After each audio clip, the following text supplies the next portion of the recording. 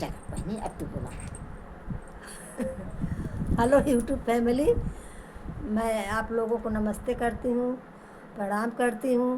और आप लोग मैं समझती हूँगी आप लोग अच्छे होंगे, व्यस्त होंगे, मस्त होंगे अपने कामों में। मैं ये होली का गाना, फागुन का त्यौहार आया, होली नज़दीक आ गई है, तो हम लोग सोचे एक गाना सुना दे आप लोगों को।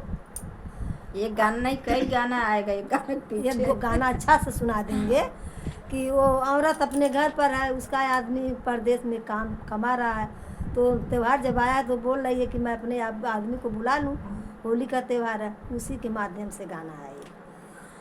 फागुन मस्त महीना रे बालम छोड़ा नौकरिया घर आजा।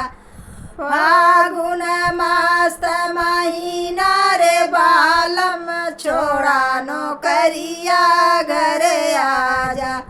चारी महीना गर्मी का दिनवा, चारी महीना गर्मी का दिनवा, रसे रसे बेनिया डोलावा ये बालम छोड़ा नौकरिया घर आजा। रसे रसे बेनिया डोलावा ये बालम छोड़ा नौकरिया घर आजा। फागुन मस्त महीना रे बालम छोड़ा नौकरिया घर आजा। फागुन मस्त महीना रे बालम छोड़ा नौकरिया घर आजा। चारी महीना बरसा का दिनवा, चारी महीना बरसा का दिनवा, धीरे धीरे बंगला छवावा ये बालम छोड़ा नौकरिया घर आजा।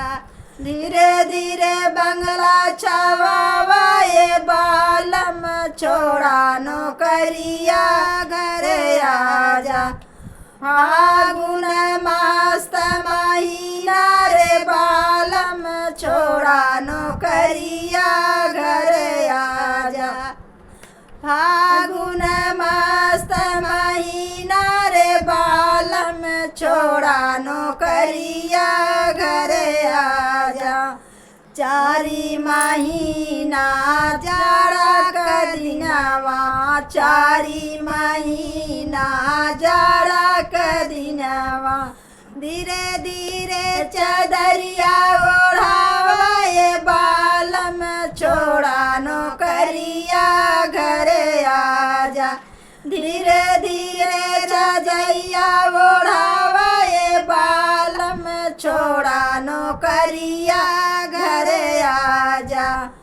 फागुन मस्त महीना रे बालम छोड़ा नौकरिया घर आजा। फागुन मस्त महीना रे बालम छोड़ा नौकरिया घर आजा। बहुत प्यारा ये गीत है, आप लोग लाइक